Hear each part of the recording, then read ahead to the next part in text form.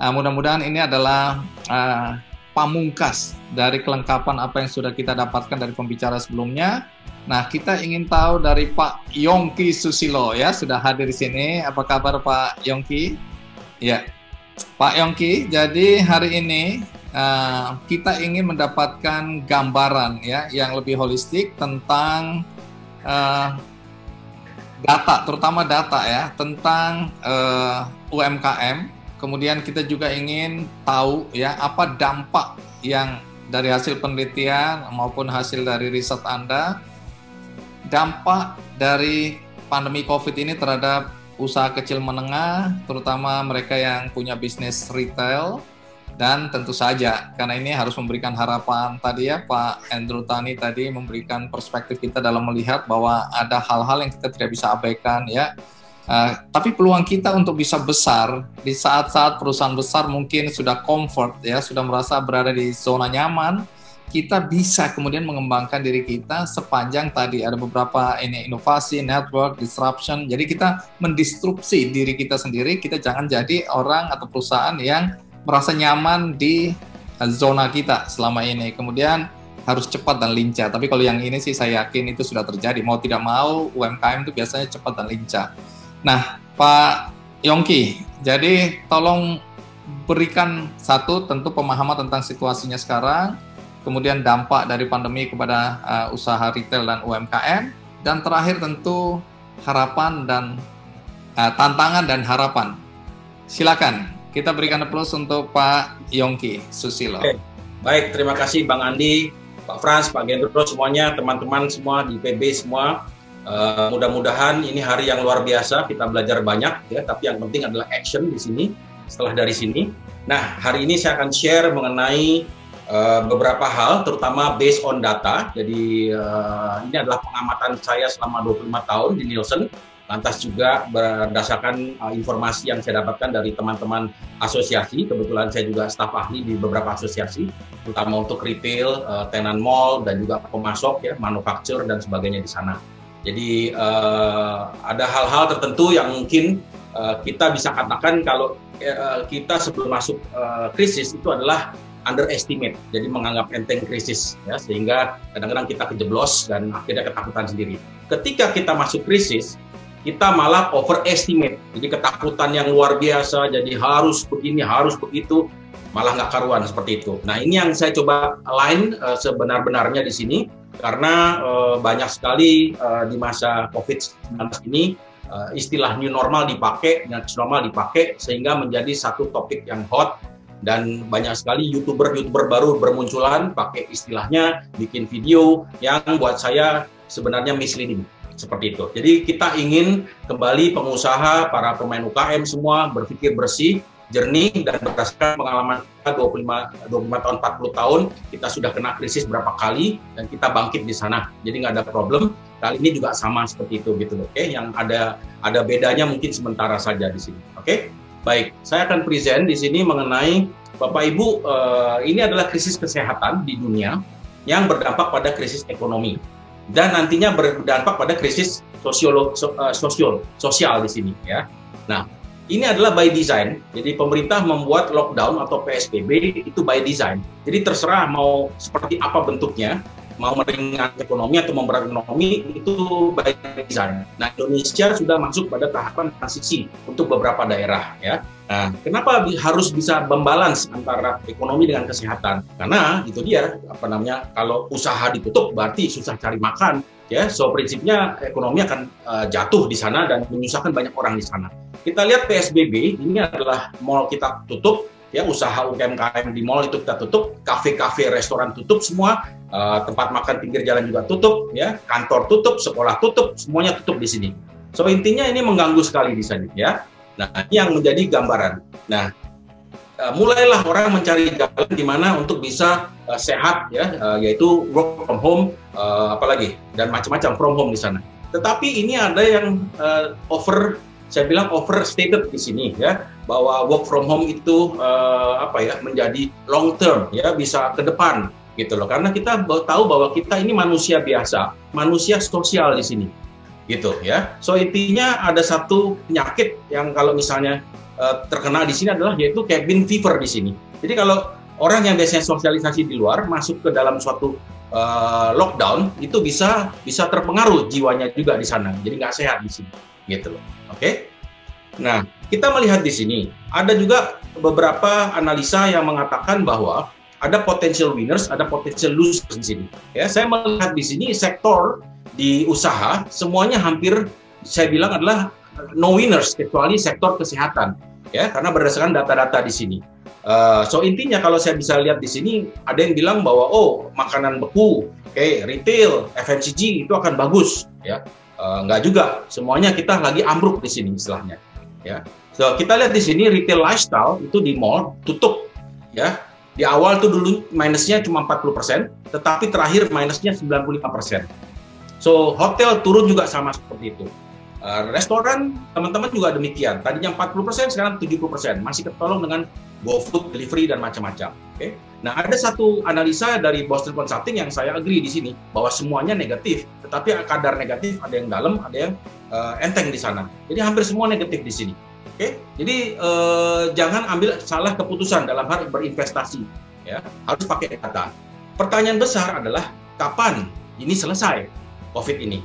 Ya, nggak ada yang tahu sampai kita berdisiplin dan selesai di sana. Tapi kita bisa belajar dari negara lain, misalnya Australia dan New Zealand, yang mereka sudah selesai, mereka lagi tahap pemulihan di sana. Nah, Indonesia sendiri mungkin lagi pada puncaknya, karena kita negara yang luas dan daerah lain lagi pada naik di sana. Tapi Jakarta dan di Jawa Barat, Jawa Tengah juga diharapkan sudah mulai flat di sini.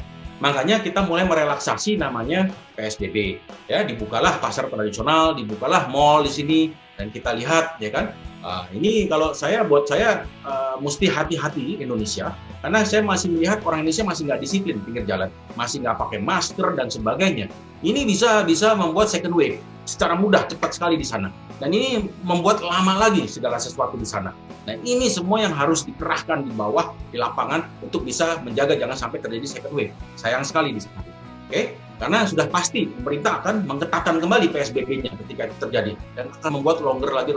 Saya cuma kasihan di tim medis yang ada di rumah sakit. Ya, mereka lama sekali dia bekerja di sana. Gitu. Oke? Nah, Bapak Ibu, saya akan fokus pada kira-kira market di sini. Kira-kira apa yang terjadi setelah COVID-19. Oke? Saya mengambil contoh Wuhan, tempat di mana pertama COVID-19 itu lahir di sana. Ya. So intinya Wuhan itu di lockdown 76 hari, kurang dari 3 bulan. Oke? Dan sekarang sudah buka intinya, dan saya lihat mereka kembali ke normal. Jadi tidak ada new normal dan macam-macam, istilahnya balik lagi aja ke normal. So mereka kembali belanja ke department stores, oke? Tetapi yang berbeda adalah satu, kelihatan sekarang pakai masker. Kedua, jaga jarak, ya seperti itu gitu. Tapi mereka kembali lagi. Okay? Ada satu hal lagi yang mungkin sama dengan kita nanti, yaitu apa? Bokeh, Bang Andi. So intinya duit tidak ada, Bapak Ibu. Karena ekonominya lagi jatuh. Di Cina, di sana ekonomi lagi grow-nya luar biasa waktu kemarin, tapi juga bokeh juga. Sama, kita juga bokeh nih. Ya, kita lihat di Indonesia sebentar lagi. Tapi secara aktivitas, kita melihat mereka sudah ke arah normal. Belanja di mall, belanja ke supermarket, jalan-jalan di pinggir jalan, ke restoran, leisure activity sudah mulai meningkat di sana gitu istilahnya. Nah ini yang kita mau, ya. Nah, saya cuma mengatakan mereka yang terlalu overestimate di sini ya, bahwa kita akan masuk ke gaya hidup yang baru. Saya bilang tidak, Bapak Ibu. Jadi saya katakan kawan-kawan kepada kawan-kawan yang punya restoran, yang punya toko, tidak. Sebentar lagi mereka akan belanja lagi ke tempat Anda. Jangan khawatir. Oke, kalau Anda punya digital, oke, silakan dipakai. Tapi itu pun sementara, karena semua nggak bisa keluar, jadi pesan digital. Tapi mereka akan kembali lagi ke toko Anda. Oke, saya cuma ambil contoh di Australia di sini, ada 3 hal yang saya mau tekankan. Ketika mereka kena lockdown selama 3 bulan, oke, orang Australia itu selalu ke toilet pakai toilet paper, Pak Andi. Tetapi selama 3 bulan toilet paper habis. Jadi mereka berantem di supermarket rebutan toilet paper. Sampai tonjok-tonjokan seperti itu gitu. Nah, kalau habis pakai apa? Saya juga nggak tahu, Bapak. Saya mesti ngintip gitu kan. So intinya apakah mereka pakai air? Bisa aja, ya karena nggak ada choice. Tapi apakah orang Australia setelah 3 bulan nggak pakai toilet paper, untuk kedepannya akan pakai air juga seperti orang Indonesia nggak pakai toilet paper? Ternyata enggak, Bang Andi. So intinya mereka tetap pakai toilet paper lagi masih, ya, dan sekarang sudah oke. Kedua adalah minum bir. Orang Australia itu Kamis malam, Jumat malam minum bir di pub. Selama 3 bulan mereka tidak minum bir, nggak boleh ke pub. Tapi apakah setelah COVID mereka nggak minum bir lagi? Tidak, pasti. Sama juga dengan ke beach. Ya, selama 3 bulan mereka nggak ada yang ke beach, nggak boleh. Tapi apakah setelah 3 bulan mereka nggak ke beach? Oh, nggak bisa. Orang Australia nggak bisa nggak ke beach. Jadi ini adalah behavior. Ya, jadi selama COVID itu ada yang terganggu, it's okay, tetapi belum tentu akan menjadi permanen, gitu ya. Saya ingin ungkapkan hari ini di sini, karena kita itu manusia. Oke, semua dicoba di onboarding ke namanya e-commerce. Oke, Bapak Ibu, Alibaba tuh e-commerce besar di Cina di sana. Oke, tetapi mereka pun nggak bisa maksimal karena apa? Manusia itu tetap sosial. Mereka mencari experience, ya, yaitu belanja offline. Nah, untungnya si Alibaba ini punya Taobao di sini dan mereka namanya live streaming. Tadi kita udah dengar satu kalimat live streaming di sesi yang sebelum saya di sini kan. Jadi dibuatlah live streaming, SPG tetap di mall, di toko, mereka menjajakan produk ke handphone, ke kamera mereka, ya entah itu gelas, sepatu, makanan semua, dan orang belanja di sana gitu loh. Karena itu yang mendekati belanja offline katanya. Nah, ini Alibaba yang jago online ngomongnya demikian gitu istilahnya. Oke? Jadi mereka punya department store paling besar di Cina namanya Intime. Ya, tadi saya dengar dari IPB juga demikian. Oke, kita dagang online, tetapi tetap mesti punya outlet juga offline di sana gitu loh. Because what? Karena kita manusia. Ya, manusia itu nggak digital semuanya di sana gitu loh. Nah, ini yang saya katakan sekali lagi, toko akan sebentar lagi akan dikunjungi. Bahkan mereka kemarin udah kunjungin gitu loh. Oke? Nah, e-commerce buat saya selama 25 tahun menggeluti dunia retail, e-commerce itu bukan shopping, Bang Andi. E-commerce itu adalah buying, transaksi, cari produk, pencet tombol, selesai, besok kirim. Transaksi, nggak ada faktor shopping. Makanya kalau dibilang shopping online, buat saya itu salah, nggak shopping. Okay? Shopping itu adalah discovery of new things. Setiap Anda datang, itu ada hal baru yang Anda temukan, Anda cium, Anda lihat, Anda dengar, Anda rasakan, semua seperti itu. Makanya dibilang shopping itu adalah the purpose of life, tujuan hidup, terutama wanita di sini. Kalau nggak shopping nggak bisa hidup kita, gitu istilahnya kan. So shopping itu juga berubah, itu combine dengan meeting. Ya, kita sering lihat kalau shopping sambil ketemu, ya istri kita ketemu sama tetangganya, sama temennya janjian di tempat shopping. Ya, cabai keriting itu dipilihin satu-satu karena bukan cabenya, tapi adalah sambil ngobrol dengan temennya di sana gitu loh. Ya. Kedua adalah entertaining, jadi ada juga relaxing. Nah, ini kombinasi yang powerful yang mengandung namanya hormon. Kalau kita pelajari behavior, kalau kita belanja hormon kita nggak naik, itu orang nggak ada emosional, susah attachment dan loyalitasnya, itu cuma transaksi doang, harga saja yang dipikirin.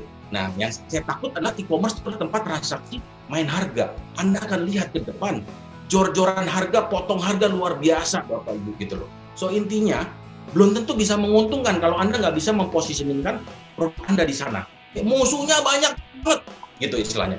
Ya, dan angka saja, Anda akan lihat apps yang baru itu fokusnya satu, mencari produk yang sama, harganya paling murah. Nah, loh, Anda lihat kan kita pesan hotel kan demikian. Ya, cari itu para apps-nya pada numpuk, harganya sama, hotelnya sama, Bapak Ibu, gitu istilahnya. Oke, so experience adalah key dalam impulse buying. Di retail itu paling penting adalah impulse buying. Kalau nggak ada impulse buying, kita nggak dapat untung dan nggak bisa sustain, Bapak Ibu. Jadi kalau jualan cuma main harga-harga aja, itu sudah pasti tidak bisa sustain. Jadi kita mesti cari namanya orang belanja sesuatu, beli yang lain. Nah ini kalau laki-laki, makanya kalau ke hypermarket disuruh beli roti sama telur, pulang kita bawa sepeda, Bapak Ibu, bawa sepeda, bawa dongkrak dan sebagainya. Nah itu retail, itu seninya retail di sana. Nah kalau e-commerce belum tentu beli itu ya itu saja udah di sana. Oke. Kedua adalah warung-warung kita, tempat makan kita, industri kita. Oke, digital menolong. Kenapa? Mempercepat. Karena di sektor makanan ini ada tren istilahnya di sini. Oke, tadi sudah di-touch juga di sini ya. Kalau makan itu tidak hanya rasanya, tetapi difoto, dikirim sana sini, di-share, dikirim kasih lokasi, komentar. Orang jadi curious, pengen datang. Nah, ini dia. So intinya makan tuh demikian, ada experience juga di sana. Makan tuh tren. Makan tuh tetap cita rasa. Kalaupun foto bagus tapi nggak enak, dia akan nggak balik di sana. Nah, apakah food delivery akan the future? Buat saya belum tentu gitu loh. Ada batasannya di sana. Karena tetap orang akan kepengen makan di tempatnya di sana karena beda. rasanya beda ketika dimasak seger sama dibungkus. Kedua adalah environment dan sebagainya di sana. Jadi tetap ini yang kita harus jual. Kalau kita jual lewat delivery itu hanya komoditi, hanya makanan saja. Indonesia kan mau menjual namanya pariwisata, environment itu yang tidak ada di negara lain. Nah ini yang kita harus tetap namanya kreatif dan inovatif di sini, gitu. Oke. Nah, behavior apa yang akan terjadi di orang Indonesia? Dan ini udah berulang kali, nggak sekali. Satu, akan berhemat, udah pasti. Orang Indonesia kalau masa krisis akan hemat. Jadi dia akan beli brand yang murah dulu, second brand, third tier brand di sana. Oke, apakah nanti balik lagi? Saya jamin, Bang Andi akan balik lagi. Ketika ekonomi kita akan naik, dia akan beli lagi brand-brand yang bagus-bagus lagi semua. Brand yang murah akan ditinggalkan, ya seperti itu. Oke. Kedua adalah ada yang bilang, waduh, travel susah ini bisnis ke depan. Oh, jangan khawatir. Sebentar lagi Anda akan lihat akhir tahun atau early next year, Anda akan lihat, ya tempat travel akan diserbu orang-orang. Karena kita selama 3 bulan ini sudah sangat istilahnya muak, Bapak Ibu, muak dan bosen banget di rumah istilahnya seperti itu ya. Paling pergi satu kota doang gitu kan, kita orang Jakarta pengen ke Bandung lagi, pengen ke Bogor lagi, pengen kemana-mana lagi seperti itu. Anda akan lihat di sini ya dari survei.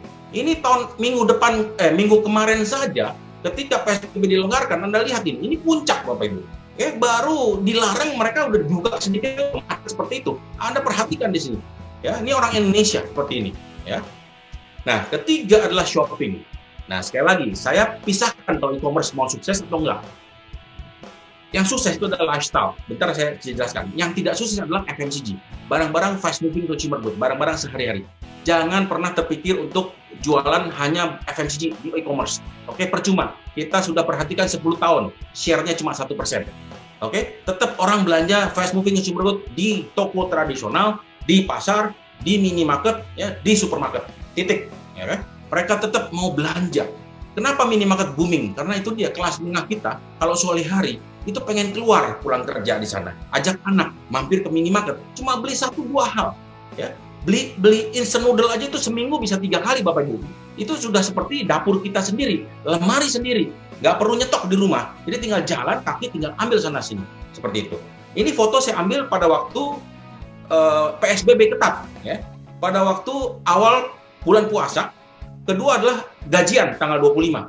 Anda lihat, padahal e-commerce sudah mulai bermunculan, tapi tetap aja mereka pengen belanja ke lapangan. Karena apa? Itu dia pengen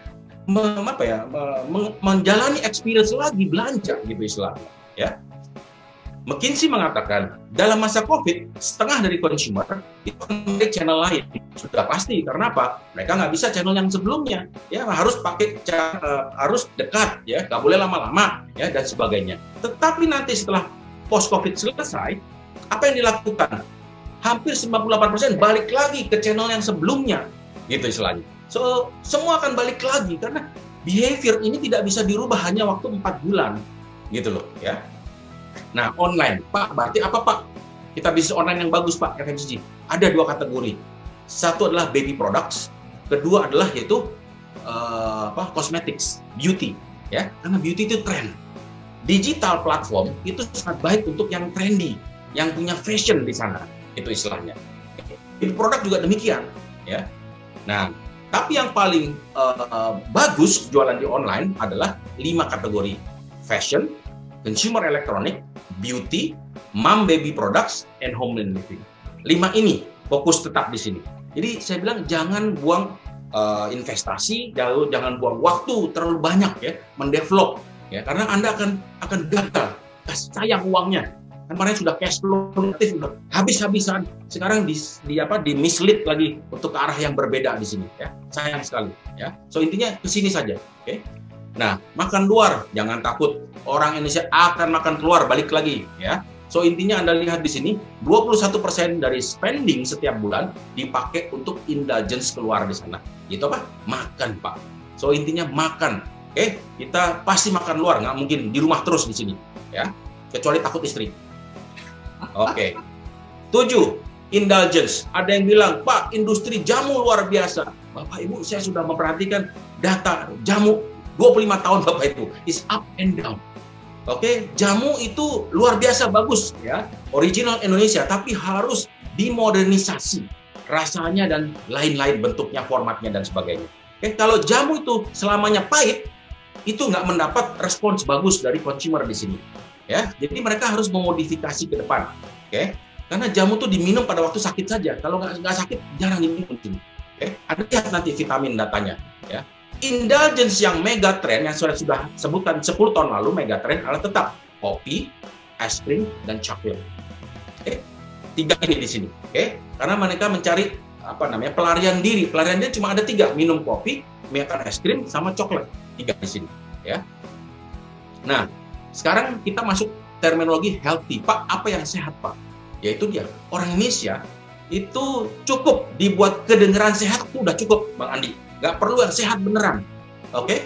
So, misalnya bilang sereal, aduh, makan sereal itu booming di Indonesia, anak-anak muda semua. Tapi kalau Anda perhatikan isinya sereal apa? Waduh, gula, susu, dan macam-macam.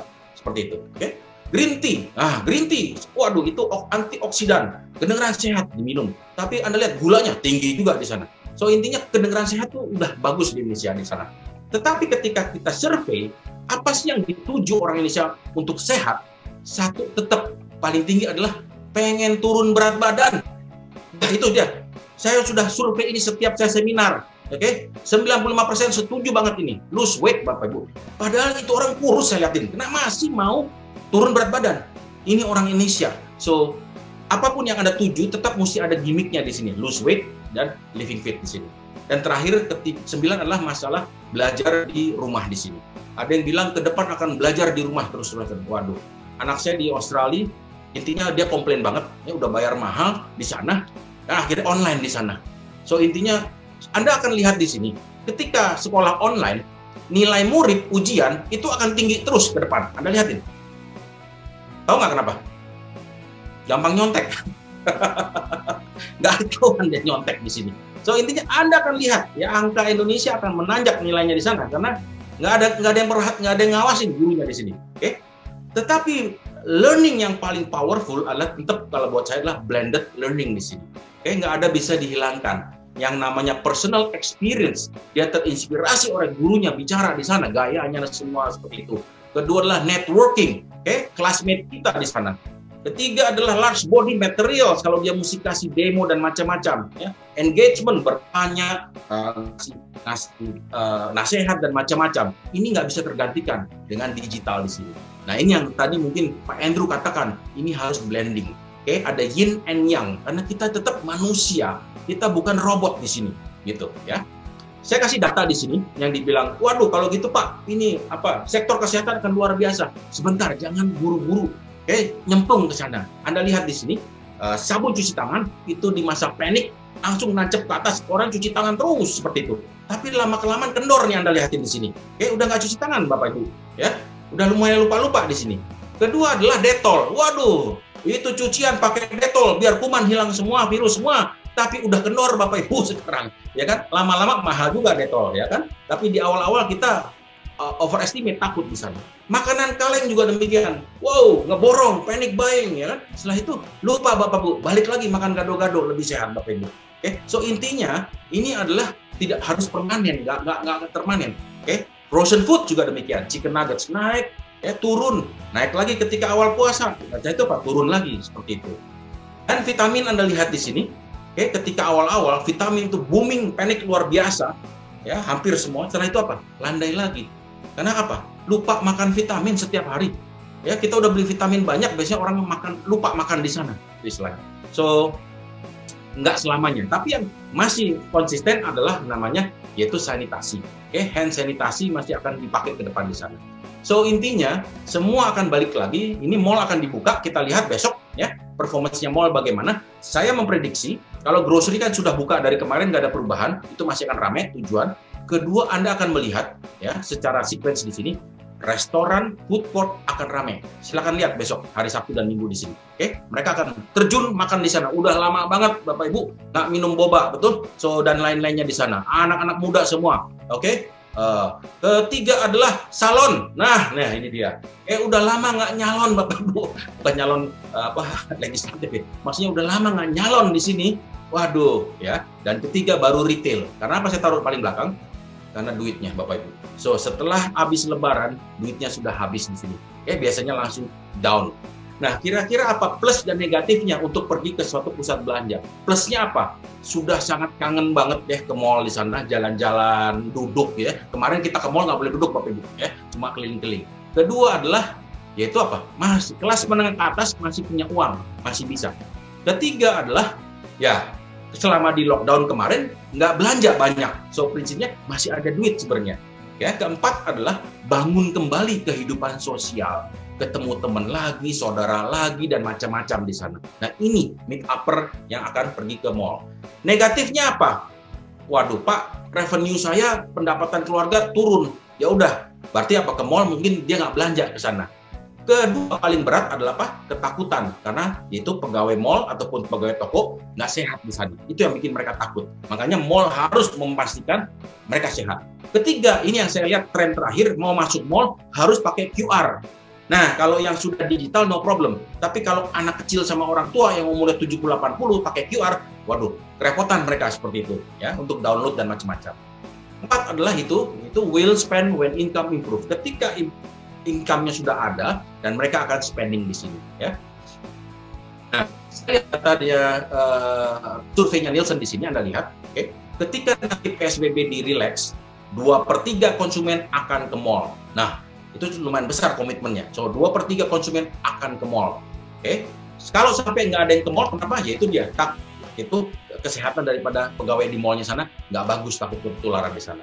Oke. Nah, ngapain ke mall gitu ya? Ini belum selesai. So, intinya sama ya. Beli snack, beli baju, window shopping, nonton kalau boleh, ya kan? Beli fast food, ketemu teman, ketemu family, is all the same. Ini adalah kebiasaan lama kita yang akan balik lagi ya, segera di mall di sini gitu loh. Nah, mudah-mudahan kalau ekonomi sudah berjalan karena UKM kita banyak di retail, di mall, makanan sebagainya, ya mulai jalan, akhirnya kita Indonesia bisa positif. Tapi Q2 ini diprediksi akan negatif karena Lebaran kemarin tidak bagus, minus penjualan di barang-barang kategori festive ya. So kita lihat Q3 di sini kalau misalnya ekonomi pelan-pelan sudah jalan, mudah-mudahan ya kalau 0 saja atau 1% saja sudah bagus di sana. Karena Q2 kita jatuh sekali minus 3 di sini. Nah kira-kira apa yang terbawa setelah COVID? Simple kok, nggak banyak macam-macam kebiasaan behavior baru. Cuma kita kelihatan bahwa setelah handphone menjadi life support kita di 10 tahun terakhir, akan ada satu lagi namanya masker. Kemana-mana kita akan bawa masker, Bapak Ibu. So sama sanitasi di sini. Tapi saya melihat di negara yang sudah bebas kayak New Zealand, bahkan di London, UK, orang sudah nggak pakai masker bahkan seperti itu gitu loh. Jadi hidupnya biasa saja, normal gitu loh. So intinya buat saya jangan terlalu menakutkan. So intinya tetap ya, kita harus concern saja karena kita belum selesai, harus selesaikan dulu pakai masker. Nanti kalau sudah selesai, terserah nggak pakai masker. Nah ini satu hal yang saya ingin sampaikan hari ini, bahwa di dunia retail, di dunia F&B itu bukan masalah online offline, bukan masalah e-commerce dan lain-lain. Tetapi adalah kita harus bisnis ganti bisnis modelnya. Bisnis model yang dulu adalah yang besar mengarahkan kecil. Tadi Pak Andrew sudah kasih lihat ya, 2008 besar mengarahkan yang kecil. Tetapi ke depan adalah yang cepat, karena yang cepat itu akan memakan yang lama. Fast is slow. Jadi harus cepat sekali produksi barang, melayani semua seperti itu.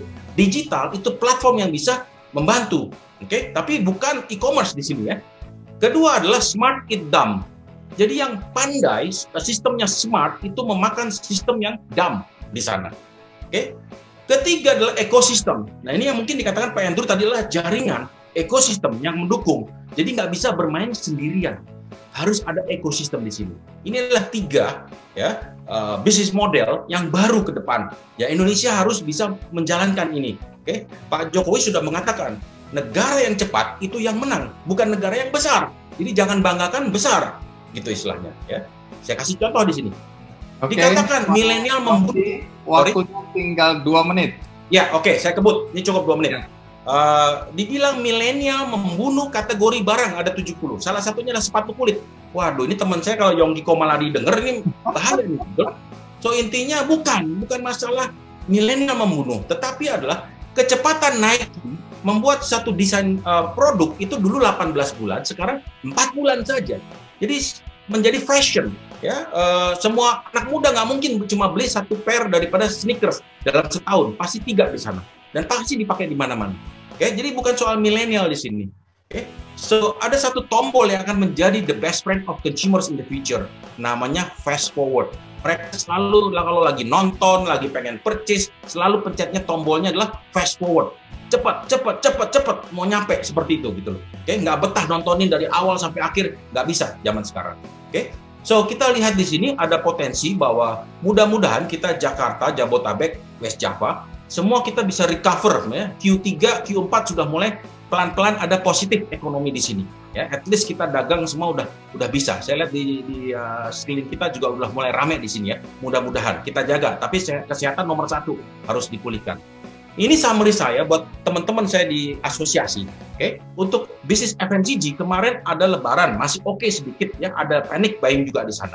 Tetapi setelah ini semester 2 itu stable saja pasti karena nggak ada festive di sini. Oke.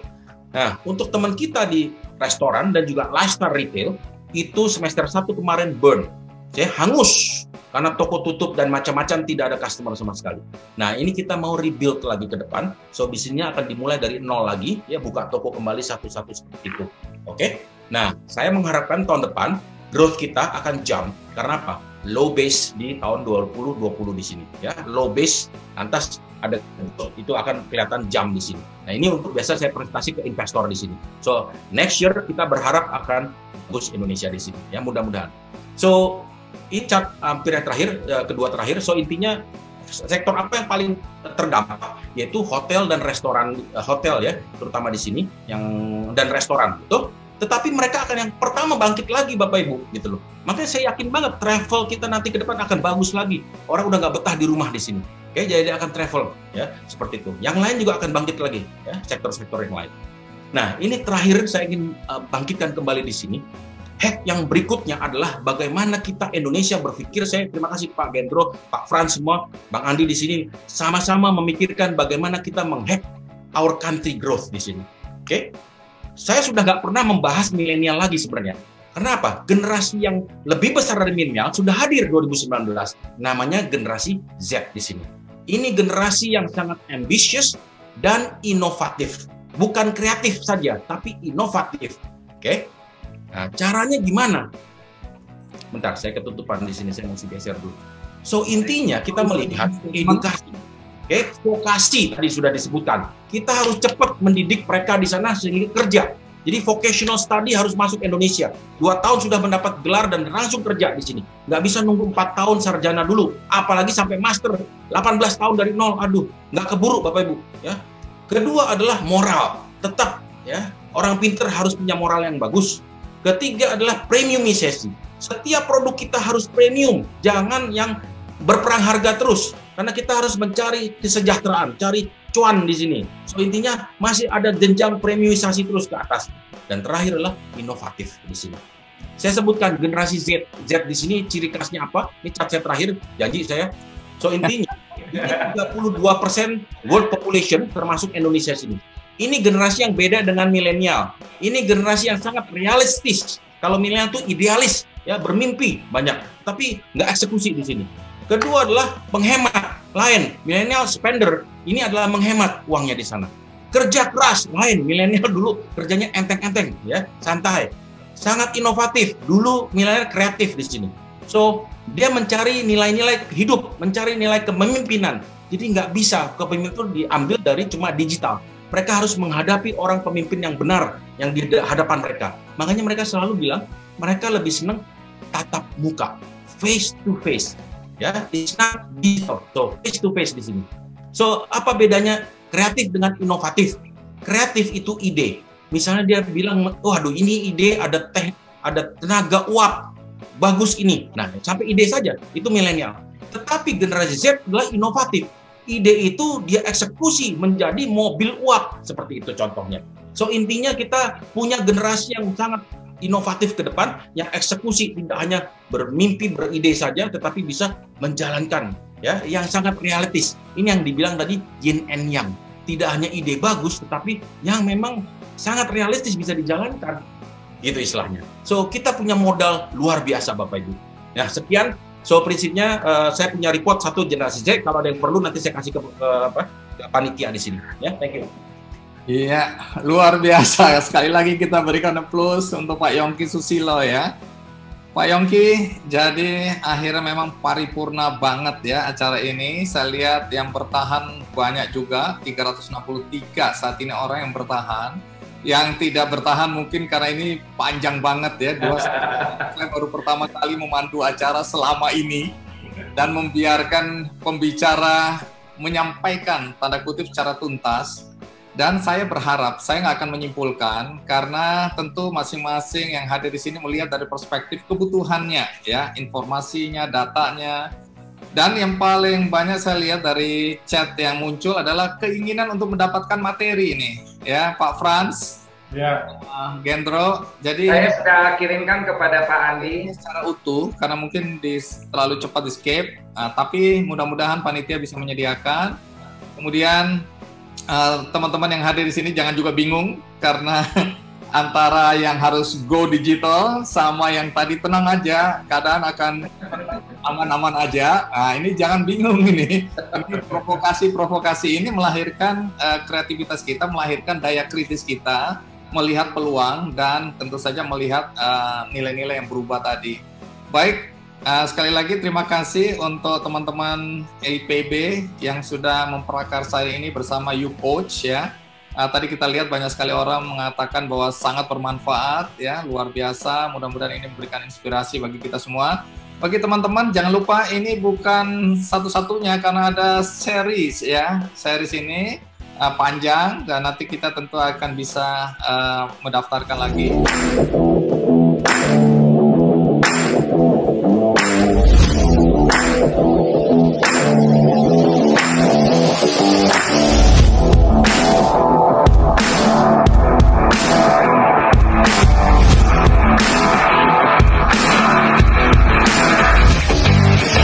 Secret to selling when no one is buying. Bagaimana kita tetap berhasil jualan bahkan hingga 10 kali lebih banyak di tengah-tengah kondisi ekonomi yang semakin menantang. Bagaimana kita bisa membangun network, relasi, bagaimana kita bisa memberikan solusi, layanan, nilai tambah, dan bagaimana kita bisa mendapatkan engagement, loyalitas dari customer kita, baik offline maupun online, karena sekarang go digital or die.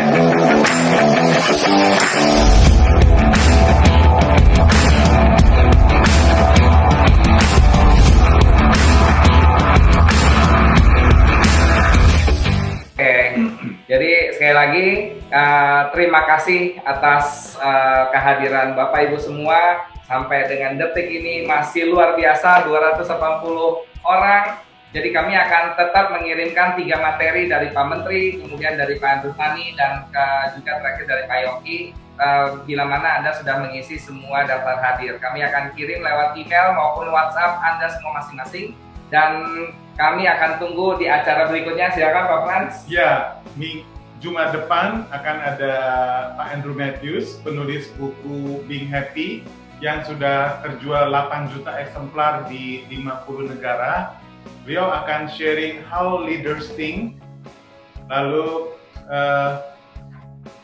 how to make people believe in you, and how to be happy with your life and your business. Tentunya 3 hal ini sangat kita butuhkan di masa yang stres ini, di masa pandemi. Dan dengan pemaparan Pak Yongki bahwa kita akan cepat pulih, dengan kemudian Pak Andrew Tani yang luar biasa menceritakan tentang digitalisasi yang sangat luar biasa, menguatkan Pak Menteri bahwa data-datanya ini kita harus bukan hanya digital, bukan hanya teknologi, tapi kita harus terus kolaborasi. Jadi sekali lagi kita akan tunggu Anda di acara 24 berikutnya. Ini luar biasa Pak Frans. Kita punya 26 serial yang akan menemani Anda dengan pembicara-pembicara tangguh, pembicara spesialis yang akan mengisi kemampuan diri kita, karena kita akan catch up ketinggalan kita semuanya. Membantu Anda untuk membangun network ekonomi, network organization, think eksponensial, sehingga bisnis Anda itu bisa lakukan lompatan sehingga bisa menjadi top 20 or top 10 di Indonesia. Dan sekali lagi, kita tunggu di acara berikutnya, di Jumat berikutnya, dan Jumat-Jumat berikutnya. Kami tidak sabar menunggu Anda semua. Terima kasih, sampai jumpa.